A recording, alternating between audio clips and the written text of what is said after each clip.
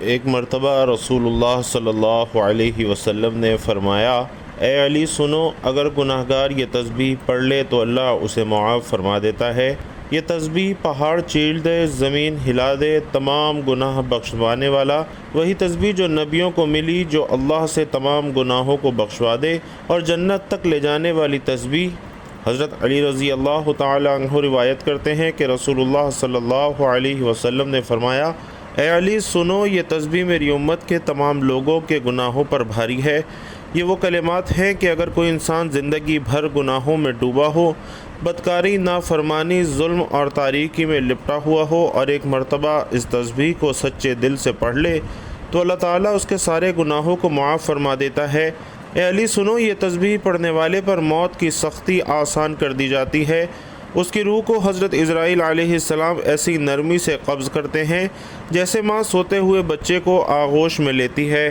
فرشتے اس کے لیے دعا کرتے ہیں اور اس کے لیے جنت کے دروازے کھول دیے جاتے ہیں۔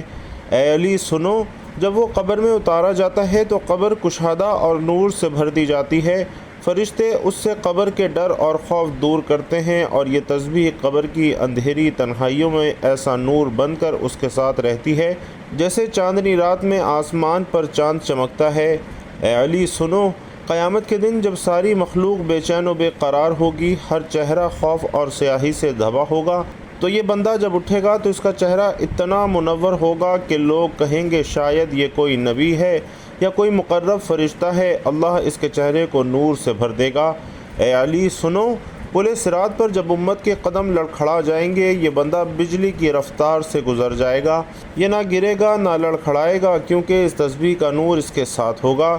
اے علی سنو، جب حوض کوثر پر نبی کریم صلی اللہ علیہ وسلم اپنی امت کو پانی پلائیں گے تو یہ بندہ ان میں شامل ہوگا۔ نبی کریم صلی اللہ علیہ وسلم کے دست مبارک سے آب کوثر نوش کرے گا اور پیاس ہمیشہ ہمیشہ کے لیے ختم ہو جائے گی۔ اے علی سنو، اس تسبیح کی برکت سے اس کے لیے جہنم کے تمام دروازے بند کر دیے جائیں گے اور جنت کے تمام دروازے کھول دیے جائیں گے۔ اس کے استقبال کے لیے حوریں صف بستہ کھڑی ہوں گی اور اسے کہا جائے گا کہ آؤ، تم پر کوئی خوف نہیں، تم کامیاب ہو چکے ہو۔ اے علی سنو، اگر یہ تسبیح پہاڑ پر پڑھی جائے تو وہ پہاڑ لرز اٹھے اور زمین پر پڑھی جائے تو زمین پھٹ جائے اور اگر آگ پر پڑھی جائے تو آگ بجھ جائے، کیونکہ اس تسبیح میں اللہ تعالیٰ کے وہ پاک کلمات ہیں جن سے کائنات لرزتی ہے۔ اے علی سنو، اگر کسی کے دل میں قرآن حفظ کرنے کی تمنا ہو مگر یاد نہ ہو رہا ہو تو اس کے ماں باپ یہ تسبیح پڑھ کے اس سے دعا کریں تو اللہ تعالیٰ اس کے لیے قرآن آسان فرما دیتا ہے۔ اے علی سنو، اگر کوئی اولاد کی نعمت سے محروم ہو تو وہ یہ تسبیح پڑھ کر اللہ کے حضور رو کر دعا کرے تو اللہ بانجھ کو بھی اولاد عطا کر دیتا ہے۔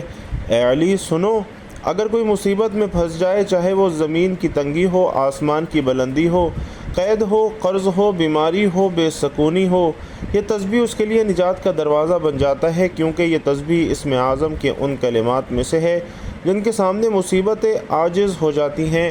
اے علی سنو، اگر کوئی اندھیرے میں گم ہو، راستہ بھٹک جائے تو یہ تسبیح اس کے دل کا چراغ بن جاتا ہے۔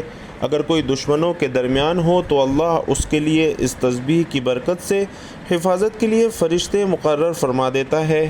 محترم ناظرین، حضرت امام حسین رضی اللہ تعالی عنہ مدینہ منورہ میں سجدے میں اللہ کے حضور دعا مانگ رہے تھے کیونکہ دین محمدی صلی اللہ علیہ وسلم پر رات کی گہری سیاہی چھانے والی تھی، اس لیے کہ یزید بن معاویہ نے خلافت کا اعلان کیا اور اس اعلان میں جبر، ظلم اور ناحق طاقت تھی۔ یزید کا کردار شراب، گانے، ناچ، ظلم اور فسق و فجور سے بھرا ہوا تھا اور حضرت امام حسین رضی اللہ تعالی عنہ نے بیعت سے انکار کر دیا تھا کیونکہ ان کے نانا حضور اقدس صلی اللہ علیہ وسلم کا دین اسی فسق و فجور شخص کے سپرد نہیں کیا جا سکتا تھا۔ مدینہ کے بعد حضرت امام حسین رضی اللہ تعالی عنہ مکہ مکرمہ تشریف لے گئے، جہاں انہیں کوفہ سے ہزاروں خطوط موصول ہوئے تھے جن میں لکھا تھا کہ آپ ہمارے خلیفہ ہیں اور ہم آپ کے وفادار ہیں، آپ تشریف لائیں، ہم آپ کی بیعت کریں گے۔ حضرت امام حسین رضی اللہ تعالی عنہ نے اپنے چچا زاد حضرت مسلم بن عقیل رضی اللہ تعالی عنہ کو کوفے روانہ فرمایا کہ حالات کا جائزہ لیں۔ حضرت مسلم بن عقیل رضی اللہ تعالی عنہ کوفہ پہنچے اور لوگوں نے بیعت بھی کی، مگر جب یزید کو اطلاع ملی تو اس نے عبید اللہ بن زیاد کو کوفہ کا گورنر مقرر کر دیا۔ اس نے دھمکی، قتل، خوف اور دھوکے کے ذریعے لوگوں کو امام حسین رضی اللہ تعالی عنہ کا ساتھ چھوڑنے پر مجبور کیا، یہاں تک کہ حضرت مسلم بن عقیل رضی اللہ تعالی عنہ کو بھی شہید کر دیا گیا۔ حضرت امام حسین رضی اللہ تعالی عنہ کو راستے میں اس شہادت کی خبر ملی، مگر آپ واپس نہ پلٹے کیونکہ آپ کا عزم شہادت پر تھا۔ آپ نے فرمایا کہ میں کسی ذاتی مقصد کے لیے نہیں بلکہ امت کی اصلاح حق کے قیام اور ظلم کے خاتمے کے لیے جا رہا ہوں۔ حضرت امام حسین رضی اللہ تعالی عنہ کے امراء، ان کے اہل بیت، بیٹے بیٹیاں، بہن حضرت زینب رضی اللہ تعالی عنہ، بھتیجے بھائی حضرت عباس رضی اللہ تعالی عنہ اور دیگر وفادار صحابہ کرام شامل تھے۔ حضرت امام حسین رضی اللہ تعالی عنہ کا قافلہ جب کربلا کے میدان میں اترا تو 10 محرم کا دن تھا۔ فضا میں عجیب سی خاموشی تھی، آسمان جیسے جھکایا ہو، زمین جیسے تھم گئی ہو۔ خیموں میں چھوٹے بچے پیاس سے تڑپ رہے تھے، عورتیں بھی، اور بی بی زینب رضی اللہ تعالی عنہ سمیت سب کی آنکھوں میں امید، صبر اور یقین کا نور تھا، مگر آنکھوں کے سامنے ظلم کے سائے گہرے ہو رہے تھے۔ حضرت امام حسین رضی اللہ تعالی عنہ نے خیموں کے گرد خندق کھدوائی تاکہ دشمن کا حملہ روکا جا سکے، اور اس دوران یزید کی طرف سے بار بار پیغام آتا رہا کہ یزید کی بیعت کرو، جان بخشی ہو جائے گی، مگر حضرت امام حسین رضی اللہ تعالی عنہ فرماتے رہے کہ میرے جیسا یزید جیسے کی بیعت نہیں کر سکتا، کیونکہ باطل کے آگے جھکنا میرے نانا حضور صلی اللہ علیہ وسلم کی سنت نہیں ہے۔ ناظرین، دشمن نے پانی بند کر رکھا تھا۔ حضرت علی اصغر رضی اللہ تعالی عنہ بار بار پیاس سے بلک رہے تھے، ماں کے سینے سے لگتے، مگر دودھ بھی سوکھ چکا تھا۔ بھائیوں اور بہنوں، دیکھیے کہ صحابہ کرام اور اہل بیت نے ہم تک دین پہنچانے کے لیے کیسی کیسی سخت قربانیاں دی ہیں۔ ایک ایک حدیث ہم تک پہنچانے کے لیے صحابہ کرام نے مہینوں کی مسافتیں طے کی ہیں، مگر آج ہمارا کیا حال ہے کہ ذرا دیر دین کی بات سننے کو مل جائے تو ہم لوگوں کے ناک منہ بننا شروع ہو جاتے ہیں کہ اتنی دیر آپ نے دین کی بات کیسے کی۔ ہم لوگ ویسے تو 3 گھنٹے کی فلمیں دیکھ لیں گے، گھنٹوں موبائل پر ریلز اور بیہودہ ویڈیوز دیکھنے میں ضائع کر دیں گے، لیکن جہاں دین کی بات آئے گی وہاں ہمیں وقت کی کمی کا سامنا کرنا پڑے گا۔ تو بھائیوں اور بہنوں، خدا را تھوڑا سا وقت دین کے لیے بھی ضرور نکالیے۔ حضرت امام حسین رضی اللہ تعالی عنہ نے حضرت امام علی اصغر رضی اللہ تعالی عنہ کو ہاتھوں پر اٹھا کر فرمایا کہ اے لوگو، اگر مجھ پر رحم نہیں آتا تو اس معصوم بچے پر رحم کرو، مگر جواب میں حرملہ جیسے بے رحم نے ایسا تیر مارا جو حضرت علی اصغر رضی اللہ تعالی عنہ کے گلے کو چیر گیا اور وہ گود میں ہی دم توڑ گئے۔ حضرت امام حسین رضی اللہ تعالی عنہ نے کانپتے ہاتھوں سے معصوم لاش کو خیمے کے پیچھے دفن کیا اور آسمان کی طرف منہ کر کے فرمایا، اے میرے رب، گواہ رہنا، میں نے تیرے دین کی بقا کے لیے اپنا چھوٹا بیٹا بھی قربان کر دیا۔ اب نوبت یہاں تک آ گئی کہ حضرت علی اکبر رضی اللہ تعالی عنہ کی، جو اپنے نانا حضور اقدس صلی اللہ علیہ وسلم کی صورت میں ایک جھلک تھی، انہوں نے اجازت طلب کی، ماں کے گلے لگے، بہنوں کو تسلی دی اور باپ سے اجازت لی۔ حضرت امام حسین رضی اللہ تعالی عنہ نے آنکھوں میں آنسو لیے فرمایا، جا بیٹا، مگر جا کر اپنے نانا کو سلام کہنا اور کہنا کہ حسین کا علی اکبر بھی قربان ہو گیا ہے۔ حضرت علی اکبر رضی اللہ تعالی عنہ دشمن کی صفوں کو چیرتے ہوئے آگے بڑھے اور شجاعت کا وہ منظر پیش کیا جو رہتی دنیا تک مثال بن گیا، مگر آخرکار ان پر چاروں طرف سے حملہ ہوا اور آپ بھی شہید کر دیے گئے۔ حضرت امام حسین رضی اللہ تعالی عنہ دوڑ کر وہاں پہنچے، لاش کو اٹھایا، سینے سے لگایا اور فرمایا، اے علی اکبر، تیرا چہرہ نبی پاک صلی اللہ علیہ وسلم کے چہرے جیسا تھا، تیرے جانے سے میرا دل چھلنی ہو گیا ہے، اے میرے بیٹے، مجھے بھی جلد اپنے پاس بلا لینا۔ حضرت عباس علمدار رضی اللہ تعالیٰ عنہ، جنہیں لشکر حسینی کا علمبردار کہا جاتا ہے، وہ پانی لینے گئے اور بڑی شجاعت سے فرات تک پہنچ گئے، مشکیزہ بھرا اور خیموں کی طرف بڑھے، مگر ظالموں نے دونوں بازو کاٹ دیے، ایک نیزہ آنکھ میں لگا اور وہ گھوڑے سے گر پڑے۔ حضرت امام حسین رضی اللہ تعالیٰ عنہ دوڑ کر بھائی کے قریب پہنچے تو دیکھا کہ بازو کٹے ہوئے ہیں، جسم لہو لوہان ہے، آنکھ سے خون بہہ رہا ہے۔ فرمایا، اے میرے وفادار بھائی، حضرت عباس رضی اللہ تعالیٰ عنہ، تیرے بغیر میرا دل ٹوٹ گیا ہے، تو میرا سہارا تھا، تیرے بعد اب میری کمر ٹوٹ گئی ہے، اب حسینی خیمہ ویران ہو چکا ہے، اب کربلا کے میدان میں صرف حضرت امام حسین رضی اللہ تعالیٰ عنہ رہ گئے ہیں۔ خیموں کی طرف جاتے تو معصوم سادات کی نظریں ان کے چہرے پر ٹکی ہوتیں، بیویوں کی سسکیاں فضا میں گونجتیں۔ حضرت زینب رضی اللہ تعالی عنہا کبھی اپنے بھتیجوں کے لباس سنبھالتیں، کبھی بھائی کے زخموں پر مرہم رکھتیں، مگر ہر قدم پر صبر کا پہاڑ بنے کھڑی ہوئی تھیں۔ حضرت امام حسین رضی اللہ تعالی عنہ خیمے میں داخل ہوئے تو ایک ایک بچے کو پیار کیا، پاک بیویوں کو تسلی دی اور فرمایا صبر کرنا، یہ دین کی بقا کا سفر ہے، اللہ تعالیٰ تمہارے صبر کو امت کے لیے چراغ بنا دے گا۔ حضرت زین العابدین رضی اللہ تعالیٰ عنہ کو دیکھا جو کہ بیمار تھے، ان کے سر پر ہاتھ رکھا اور بی بی زینب رضی اللہ تعالیٰ عنہا کو ان کی حفاظت سونپی۔ پھر نبی کریم صلی اللہ علیہ وسلم کے پیغام کو یاد کرتے ہوئے میدان کی طرف نکلے کہ اے حسین تو شہید کیا جائے گا، تیرا خون امت کی بیداری بنے گا۔ حضرت امام حسین رضی اللہ تعالی عنہ نے اپنا آخری خطبہ دیا، فرمایا لوگو اگر تم میرے نانا کو مانتے ہو، اگر تم قرآن مجید کو مانتے ہو، اگر تم اللہ سے ڈرتے ہو تو بتاؤ میں کس جرم میں قتل کیا جا رہا ہوں۔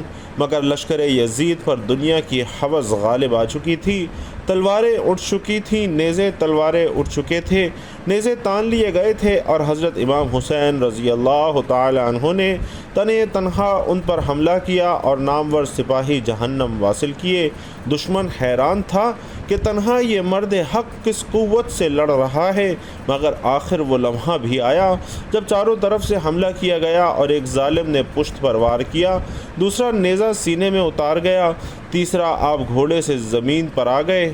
حضرت امام حسین رضی اللہ تعالی عنہ نے سجدے میں سر رکھا اور فرمایا اے اللہ میں تیرا بندہ ہوں اور تیرے رسول کا نواسا ہوں، تیرے لیے اپنی جان قربان کرتا ہوں۔ تلوار چلانے والے شمر جیسے ظالم نے ان کا سر تن سے جدا کر دیا۔ اللہ اکبر! آسمان سیاہ ہو گیا، زمین لرز اٹھی، خیموں میں کوہرام مچ گیا۔ حضرت زینب رضی اللہ تعالی عنہا دوڑ کر لاش کی طرف آئیں اور فرمایا اے میرے ماں جائے بھائی، اے رسول اللہ صلی اللہ علیہ وسلم کے لختے جگر، اے زہرا کے جگر کے ٹکڑے، تو ہمیں چھوڑ کر چلا گیا، بیویوں کو قیدی بنا لیا گیا۔ حضرت امام زین العابدین رضی اللہ تعالی عنہ کو ہتھ کڑیاں پہنا کر بے دردی سے باندھ دیا گیا۔ کوفہ اور شام کے بازاروں میں آل رسول صلی اللہ علیہ وسلم کو معاذ اللہ رسوا کر دیا گیا، مگر بی بی زینب رضی اللہ تعالی عنہا ہر جگہ خطبہ دیتی رہیں اور ظالموں کے چہرے بے نقاب کرتی رہیں۔ قافلہ اہل بیت جو ابھی کل تک مدینہ میں رسول اللہ صلی اللہ علیہ وسلم کی خوشبوؤں میں بسا ہوا تھا، آج کربلا کے صدموں کے بعد قید کی زنجیروں میں جکڑا ہوا کوفہ کی گلیوں میں داخل ہوا۔ بیویوں کے سروں سے چادریں چھین لی گئیں اور ننگے سر بی بی زینب رضی اللہ تعالی عنہا صبر و عظمت کی علامت بن کر آگے بڑھ رہی تھیں۔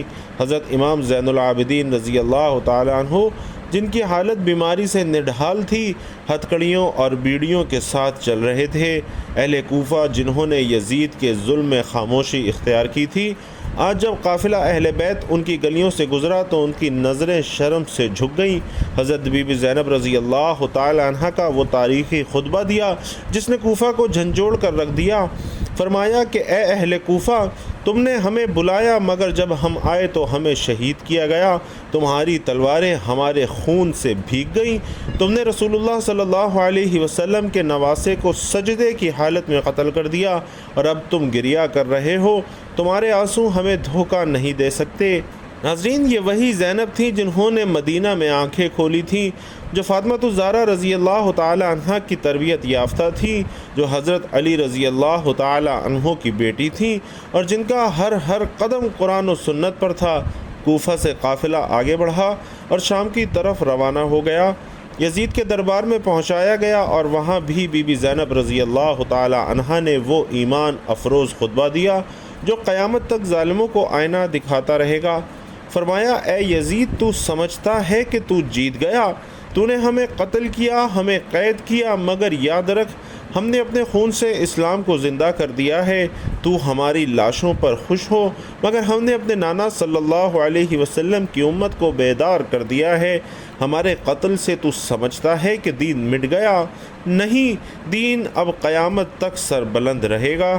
دربار میں جب حضرت امام حسین رضی اللہ تعالی عنہ کا مبارک سر لایا گیا تو حضرت زینب رضی اللہ تعالی عنہا نے اسے دیکھا اور فرمایا، اے میرے بھائی، تو سجدے میں تھا، تیرا سر کیسے نیزے پر ہے؟ اے نانا، حضور صلی اللہ علیہ وسلم دیکھ لیجئے آپ کے نواسے کے ساتھ کیا ہوا ہے۔ اے اماں فاطمہ رضی اللہ تعالی عنہا دیکھ لیجئے آپ کے جگر کے ٹکڑے کے ساتھ کیسا سلوک کیا گیا ہے۔ ناظرین، جب یزید کے دربار میں حضرت امام حسین رضی اللہ تعالی عنہ کا سر انور گیا تو دربار کی فضا ساکت ہو گئی۔ حضرت امام زین العابدین رضی اللہ تعالی عنہ زنجیروں میں جکڑے ہوئے کھڑے تھے اور ان کی نگاہیں مسلسل اس سر مبارک کی طرف تھیں جو کبھی رسول اللہ صلی اللہ علیہ وسلم کی گود میں کھیلتا تھا۔ حضرت بی بی زینب رضی اللہ تعالی عنہا نے سناٹا چیرتے ہوئے فرمایا، اے یزید، کیا تو سمجھتا ہے کہ تو نے ہمیں قید کر کے رسوا کیا؟ نہیں، خدا کی قسم، ہمیں قید کر کے تو نے اپنی ذلت کو لکھوا دیا ہے۔ ہم اہل بیت ہیں، ہم وہ ہیں جن پر قرآن نازل ہوا، جن کے دروازے پر آ کر جبرائیل امین علیہ السلام سلام کرتے تھے۔ آج اگر ہم زنجیروں میں ہیں تو کل قیامت کے دن یہی زنجیریں تیرے گلے کا طاق بن جائیں گی۔ یزید شرمندہ تھا مگر اس کا غرور اسے سیدھی راہ پر لانے سے روکے ہوئے تھا، اور کچھ روایتوں میں آتا ہے کہ جب بی بی زینب رضی اللہ تعالی عنہا نے وہ تاریخی خطبہ ختم کیا تو دربار میں لرزہ طاری ہو گیا اور کئی لوگ رونے لگے اور کچھ یزید کے خلاف بولنے لگے۔ تب یزید نے اہل بیت کو آزاد کرنے کا حکم دیا اور کہا کہ واپس جانا چاہیں تو جا سکتے ہیں، مگر بی بی زینب رضی اللہ تعالی عنہ نے فرمایا کہ ہم واپس ضرور جائیں گے، مگر پہلے کربلا جائیں گے، اپنے شہیدوں کی قبروں پر سلام کریں گے، اپنے بھائی کو الوداع کہیں گے۔ پھر قافلہ شام سے کربلا پہنچا۔ حضرت زینب رضی اللہ تعالی عنہ نے بھائی کے لاشے کو آواز دی، اے حسین، میں وعدے کے مطابق لوٹ آئی ہوں، تیرے لال لاشے کے ساتھ ہم نے امانت نہیں، بھائی تیرے خون کے ایک ایک قطرے کی گواہی دی۔ اے اماں فاطمہ رضی اللہ تعالی عنہ دیکھ لیجئے آپ کے بچوں کی قربانی رائے گاہ نہیں گئی۔ نانا، رسول اللہ صلی اللہ علیہ وسلم آپ کی امت نے بے وفائی کی مگر ہم نے وفا کی۔ ہر بی بی نے قبروں پر رو رو کر سلام کیا۔ حضرت زین العابدین رضی اللہ تعالی عنہ نے فرمایا، اے میرے بابا، آپ نے ہمیں بچا لیا، ہم نے اپنا فرض ادا کیا، اب ہم مدینہ لوٹیں گے تاکہ دنیا کو بتا سکیں کہ دین ہمیں جان سے زیادہ پیارا تھا۔ قافلہ اہل بیت جب کربلا سے مدینہ کی طرف روانہ ہوا تو ہر قدم پر دل خون کے آنسو روتا تھا۔ مدینہ کی فضائیں ساکت تھیں، گلیاں خاموش تھیں۔ نبی کریم صلی اللہ علیہ وسلم کے شہر میں ایک غم کی لہر دوڑ گئی۔ جب یہ قافلہ واپس آیا تو مدینہ کے لوگ اپنے گھروں سے باہر نکلے، کسی کی آنکھ خشک نہ تھی، سب کے دل زخمی تھے۔ رسول اللہ صلی اللہ علیہ وسلم کی امت کے ان چراغوں کو جنہوں نے ظلم کی تاریخی میں حق کا نور جلایا تھا، آج ننگے پاؤں ننگے سر مدینے واپس آتے دیکھ کر ہر ماں، ہر بیٹی، ہر بزرگ کی چیخیں نکل گئیں۔ حضرت زینب رضی اللہ تعالی عنہ مسجد نبوی کے دروازے پر کھڑی ہو گئیں اور بلند آواز سے فرمایا، اے مدینہ والو، کیا تم جانتے ہو کہ یہ قافلہ کون سا ہے؟ یہ وہی قافلہ ہے جو حسین رضی اللہ تعالی عنہ کے ساتھ گیا تھا اور ہم حسین کے بغیر لوٹے ہیں۔ آج عباس ہمارے ساتھ نہیں ہے، آج علی اکبر کا شباب خاک میں دفن ہے، آج قاسم کی مسکراہٹ کربلا کے میدان میں سو رہی ہے۔ ہم سب گئے تھے پر آج ہم ادھورے لوٹے ہیں، اور اے مدینہ کے لوگوں، اگر تم نے اپنے ضمیر کو جھنجھوڑ کر نہ جگایا تو پھر یہ امت تباہ ہو جائے گی۔ یاد رکھو، ہمیں سنو، ہمیں سمجھو کہ ہم نے دین کے لیے سب کچھ لٹا دیا ہے۔ حضرت امام زین العابدین رضی اللہ تعالی عنہ نے بھی ممبر پر چڑھ کر خطبہ دیا اور فرمایا کہ اے مدینہ کے لوگوں، ہم نے وہ قربانی دی ہے جس کی نظیر نہیں ملتی۔ ہم نے نانا حضور صلی اللہ علیہ وسلم کے دین کو بچایا ہے، ہم نے کربلا میں دکھ سہ کر امت کو جگایا ہے۔ یہ وہی کربلا ہے جس کی خبر میرے نانا کو وحی کے ذریعے پہلے ہی دے دی گئی تھی۔ جب حضرت حسین رضی اللہ تعالیٰ عنہ چھوٹے تھے تو ایک روز نبی کریم صلی اللہ علیہ وسلم نے انہیں اپنی گود میں لیا اور آنکھوں سے آنسو بہنے لگے۔ صحابہ کرام نے پوچھا کہ یا رسول اللہ صلی اللہ علیہ وسلم آپ کیوں رو رہے ہیں؟ فرمایا مجھے جبرائیل نے خبر دی ہے کہ میرا یہ نواسہ کربلا کے میدان میں پیاسا شہید کیا جائے گا، میں کیسے نہ روؤں۔ ناظرین کرام، کربلا صرف ایک مارکہ نہیں بلکہ ایک پیغام ہے۔ اہل بیت نے ہمیں دکھایا کہ دین بچانے کے لیے گھر، اولاد، تن من سب کچھ قربان کیا جا سکتا ہے، اور آج اگر ہم ان مقدس ہستیوں کو یاد کرتے ہیں تو ان کے صبر، ان کی قربانی، ان کی عظمت کو سلام پیش کرتے ہیں۔ بھائی اور بہنوں، ہمارا آج کا وظیفہ ایک ایسی تسبیح کا وظیفہ ہے جو کہ بہت ہی بابرکت اور طاقتور تسبیح ہے۔ حضرت علی رضی اللہ تعالیٰ عنہ فرماتے ہیں کہ رسول اللہ صلی اللہ علیہ وسلم نے فرمایا، اے علی سنو، اگر گناہ گار بھی یہ تسبیح پڑھ لے تو اللہ تعالیٰ معاف فرما دیتا ہے۔ یہ تسبیح پہاڑ چیر دیتی ہے، زمین ہلا دیتی ہے، تمام گناہ بخشوا دیتی ہے۔ یہ وہی تسبیح ہے جو نبیوں کو ملی، جو اللہ سے تمام گناہ بخشوا دے اور جنت تک لے جانے والی تسبیح ہے، اور وہ تسبیح ہے لا الہ الا اللہ والحی القیوم۔ تو محترم ناظرین، آپ نے سب سے پہلے حضور پاک صلی اللہ علیہ وسلم کی ذات اقدس پر درود پاک کا نذرانہ پیش کرنا ہے، اور درود پاک پڑھنے کے بعد آپ نے ایک تسبیح لا الہ الا اللہ هو الحی القیوم کی پڑھنی ہے۔ یہ تسبیح آپ ہاتھوں کی انگلیوں پر گن کر پڑھ سکتے ہیں، دن میں جس وقت آپ چاہیں یہ تسبیح پڑھ سکتے ہیں۔ یہ وہ تسبیح ہے جس کے بارے میں حضور پاک صلی اللہ علیہ وسلم کا فرمان ہے کہ اگر کوئی گناہ گار شخص یہ تسبیح پڑھ لے تو اللہ تعالیٰ اس کے گناہ معاف فرما دیتے ہیں۔ تو آپ نے یہ ایک تسبیح پڑھنی ہے، اور اس کے بعد آپ نے ایک تسبیح تیسرا کلمہ یعنی سبحان اللہ والحمد للہ ولا الہ الا اللہ واللہ اکبر ولا حول ولا قوت الا باللہ العلی العظیم کی پڑھنی ہے، اور آخر میں پھر آپ نے درود پاک پڑھنا ہے، اور درود پاک پڑھنے کے بعد آپ نے ہاتھ اٹھا کر اللہ تعالیٰ کی بارگاہ سے اپنے گناہوں کے لیے بخشش مانگنی ہے۔ اس تسبیح کی برکت سے انشاءاللہ آپ کے تمام گناہ معاف ہو جائیں گے۔ اللہ رب العزت میرا سنانا اور آپ کا سننا اپنی بارگاہ میں قبول و منظور فرمائے، آمین یا رب العالمین۔ بھائیوں اور بہنوں، آخر میں آپ سے گزارش ہے کہ ایک پیارا اور مختصر سا درود حضور اقدس صلی اللہ علیہ وسلم اور تمام اہل بیت کے لیے کمنٹ باکس میں ضرور لکھتے جائیے گا، اور وہ چھوٹا سا درود ہے صلی اللہ علیہ وسلم۔ اللہ تعالیٰ آپ سب کا حامی و ناصر ہو، آمین یا رب العالمین۔